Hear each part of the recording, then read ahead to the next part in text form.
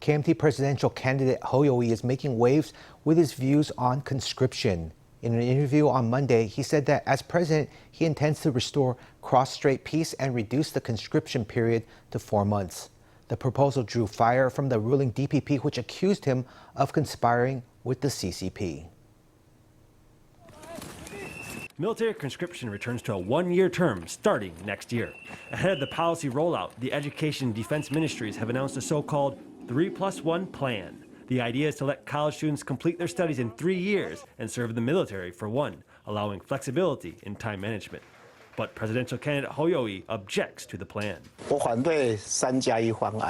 I oppose this 3+1 plan. It's disruptive to the college education system. The key issue is that the DPP has made cross-strait tensions so dangerous that it's had to extend mandatory military service. If I'm elected president, I will work hard to ensure peace and stability across the strait. Once cross-strait peace and stability are ensured, I will reinstate the 4-month term. When amendments to the active military service system were sent to the Legislative Yuan, no one, including the KMT, raised any objections, and so the case cleared the floor right away. The proposal Hou Yu-ih put forth yesterday was utter nonsense. The only party that would agree with him would be the Chinese Communist Party, which would propose the exact same thing. The DPP lawmaker cited the Ma administration as an example.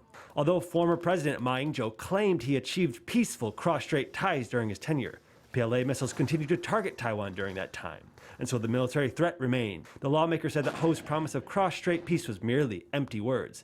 Meanwhile, a defense analyst raised examples from abroad to warn that defense policies must be handled with care.